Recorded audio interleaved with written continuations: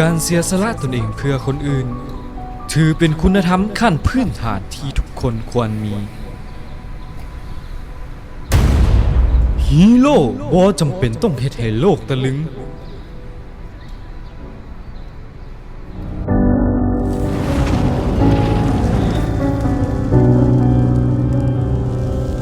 ฟีนิกซ์จิตอาสาลาว